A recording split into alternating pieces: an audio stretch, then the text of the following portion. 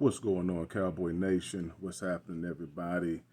This is Row Sports, and I'm making sense. Hey, looking, man, just want to come very, very quickly and talk about a few things off the grid. First and foremost, hey, like the video, subscribe to the channel. We're still trying to get to that marquee mark that YouTube is requesting in order for us to do some of the things that a lot of the other channels are able to do. I would like to do those things, but hey, man, you got to take baby steps in order for you to get to the level of some of these other juggernauts and gurus of social media.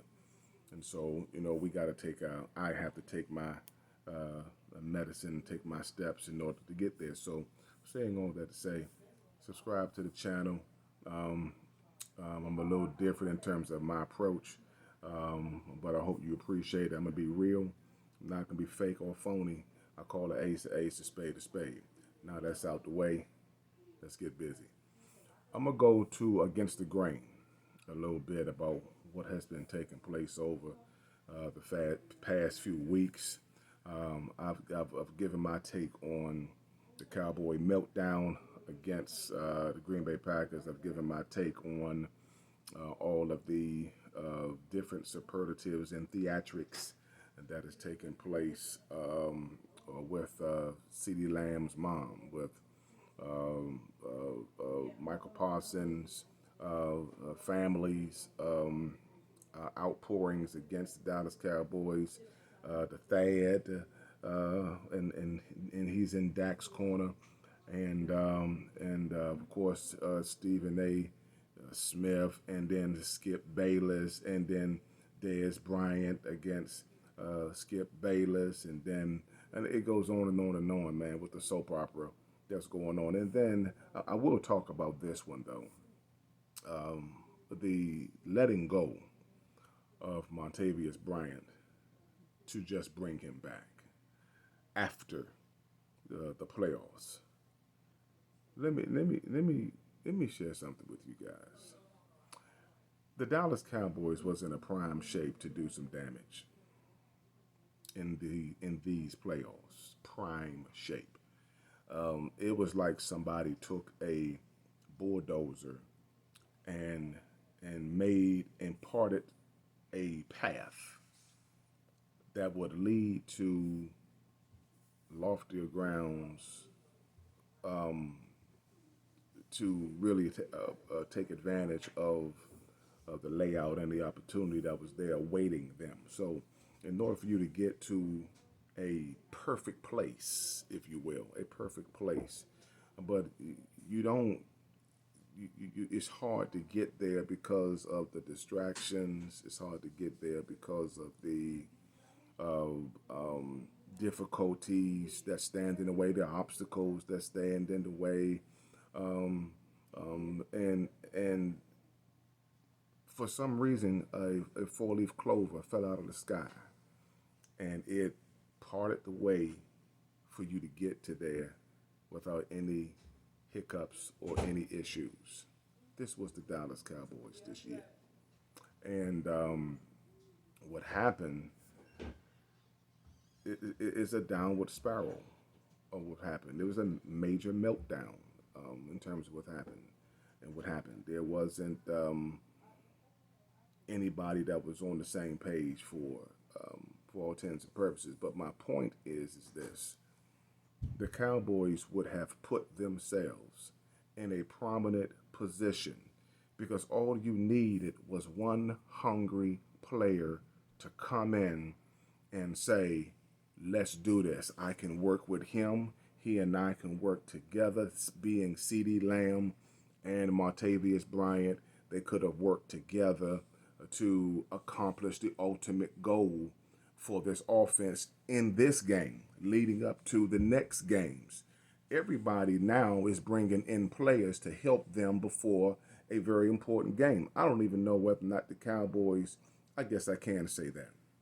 Let's just say the reason why the Cowboys did not bring in Montavious Bryant is because they overlooked Green Bay Packers. They overlooked them and said that they didn't need him, when you should have gotten his feet wet in the Green Bay game to utilize Martavis Bryant's height, his size, and his speed, which would have opened up the floodgates for CeeDee Lamb to do what he does, which would have opened up the floodgates for Brandon Cobb, opened up the floodgates for, even said for that matter, Gallup, because Gallup wanted to play. And the one who we always talk about, who's the elephant in the room, it would have opened up the door for Tony Pollard.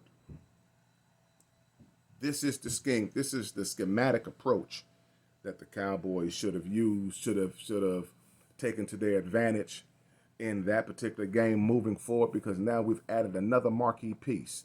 They brought in Lyle Collins. They brought in another linebacker. And let's get this, they didn't even use him. Didn't even use him. So I said, I'm going against the grain based on what a lot of these other guys are not even doing. And it's fine because everybody have their niche. There's enough in this that everybody can appreciate to get to that level that they want to be at in talking about the Dallas Cowboys. Cowboy Nation, it's enough of us to get the points across that everybody can appreciate what we're saying, especially if you're making sense. But nonetheless, the Cowboys didn't deserve to go any further because the Cowboys collective from the head down did not make the necessary changes. They didn't make the necessary steps to get them to where they know the fans wanted us to be. Now, not everybody is able to walk the walk and talk the talk. But one thing about us Cowboys fans, us diehard Cowboys fans, we walk the walk, we talk the talk. We have a high level of expectation that we expect the America's team to to place us in the position to win. That's a high expectation. Maybe some other fans, and I can't speak for them, I'm just saying maybe some of these other fans that don't have the same expectations that we do. It is always the end game. It is always the end game for the Dallas Cowboys fan. It's always the end game for Cowboy Nation to get to the Super Bowl. Now, some teams are used to mediocre seasons, year after year after year, that doesn't place into mind the end game, the end goal.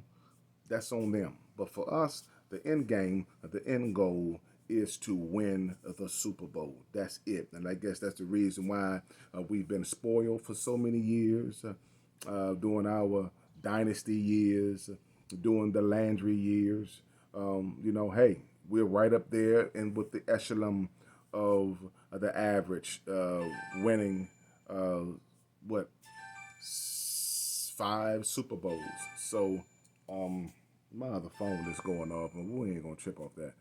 But anyway, it is the mistakes that the Cowboys make on a continuous basis that affords us to fall every single year due to stupidity that Jerry Jones and the Jones staff makes on a continuous basis, when all they needed was one player that can stretch the defense and take the top off of it to allow one-on-ones with the other receivers and with the running backs.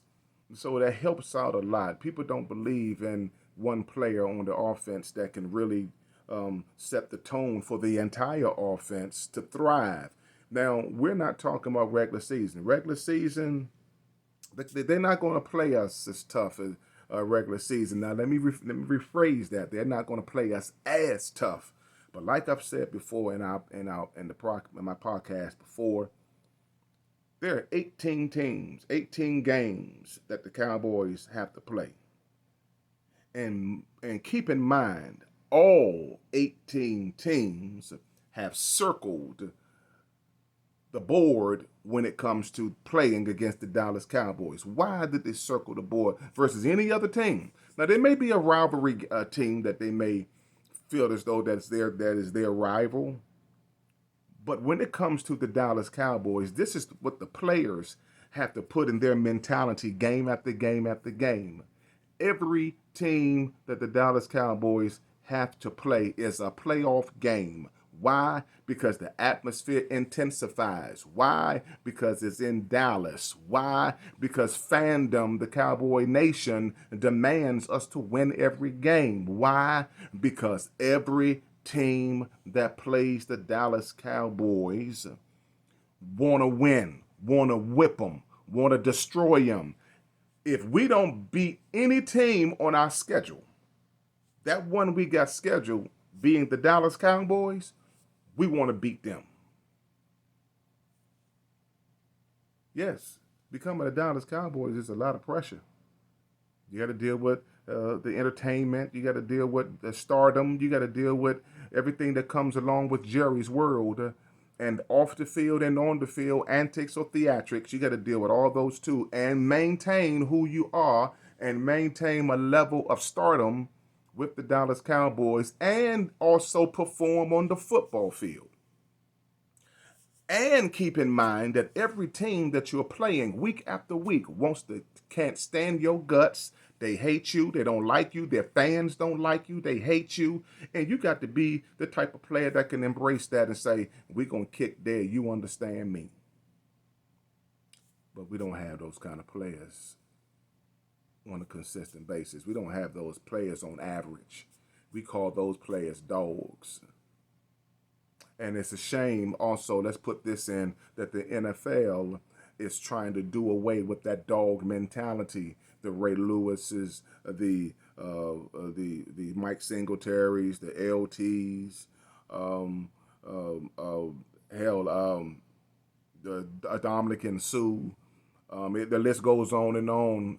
And the Clay Matthews, a lot of these players that the Cowboys, or not Cowboys, that the NFL were accustomed to seeing with certain teams to be dominant. The NFL is trying to do away with a lot of those personalities when you need that dog personality. And if I was playing in this league, if I was playing, it's no way in the world that I'm going to lose that personality no matter what game we play, no matter who we play. I'm coming to kick your teeth in, period. That's the mentality that you got to have as a player to get the job done. And the Cowboys don't have that player. Michael Parsons shows shades of it. DeMarcus Lawrence shows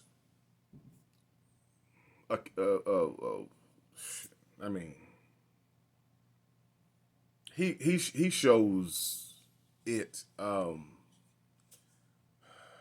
every eclipse. He'll show it, but for the most part, it is not on average. I'm just going to say that the Cowboys are going to have to do some homework this off season to place into perspective what kind of team do you want to be? What kind of do you want to be a championship contender, a championship team, or do you just want to be a mediocre team that's just satisfied with stats, status, and prestige during the regular season? If that's the kind of team that you want to be, then hey, this is what we're going to have to deal with.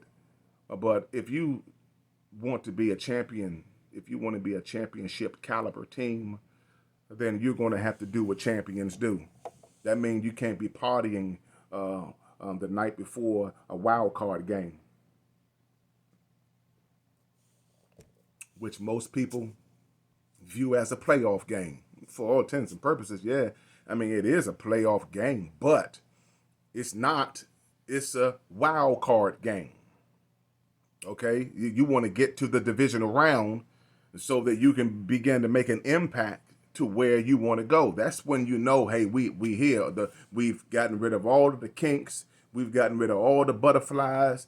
All the theatrics are behind us, and it's now the focus on winning these games. When you have players, Sam Williams, 54, Devontae Turpin, and a lot of others who are not honed in, who are not hungry, who don't value this as an opportunity of a lifetime to win a said Super Bowl, you got to part ways with these guys.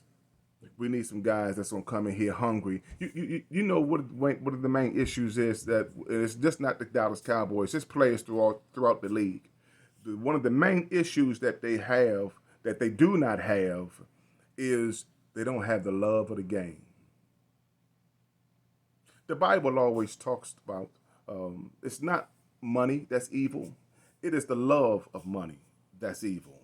And you got a lot of players that's focused on the love of money versus the love of the game. So now if you flip it and you are in love with the game, guess what the game is going to reward you with? It's going to reward you with money. You can't come into the league doing nothing and have not done anything, have not built up credibility, do not have a paper trail in terms of what you've done. Film doesn't show what you've done, but you out here doing boneheaded moves, making boneheaded mistakes. When it's time for the big game to show up, you can't show up, you don't show up, and year after year since you've been here, you haven't shown up in the big games. But you want a payday? Well, you might not get a payday, but I can give you a Snickers. It is what it is, man. I call the ace, spade a spade. The Cowboys are really going to have to do some soul searching. They're really going to have to identify what they really want to be. What do you want to be? This is a segment that I'm saying that we're going against the grain. I'm going against the grain. I'm not doing what all the other social medias, savants are doing, or what they're talking about. Some things I will talk about it, but for the most part, we're just talking about character building. I'm talking about character building. I'm talking about sustenance. I'm talking about being able to sustain throughout the entire season. That's what I'm talking about. And the Cowboys have to put themselves in a position to have a season of longevity. Being a dog. So listen, I'm going to come back, man, and we're going to talk a little bit further about this draft. I promise you that I'm going to be back to talk about this draft a little bit today. Some areas. I know people are talking about linemen, offensive tackles, linemen, guards. They're talking about wide receivers. They're talking about why they're talking about wide receivers, I don't know. But they're talking about wide receivers. They're talking about left tackles. They're talking about running backs. And I just want to give you my take on where I think the Cowboys need to go and where they need to build at and where they need to get strong. Where they need to get strong at in order to be a contender to challenge the top-tier teams in the league. And certainly we are not a top-tier team at this point in time. I don't know where we are at this point in time, but I'm not going to dwell on that too much. I'm just going to look at some areas that we need to build on, get better at. And, hey, man, let's talk this afternoon when I get back. Hey, I'm making sense. Row Sports. Hey, man, please subscribe to the channel. Please like the video. I'm not biased. Hey, man, against no team, against no players, against nobody, because we're in the same caboodle together. Hey, man, how about them Cowboys? Let's go, Cowboy Nation. Let's do this thing. Hey, be back in just a moment. Hey, listen, man, go get something to eat. That's what I'm about to grade do. And then I'm coming back with some energy. Here we go!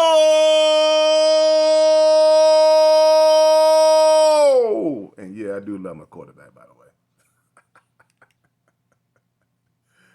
Oh, man.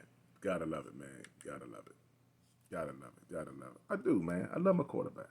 Everybody know that. Hey, man. Coming back in a minute. Peace.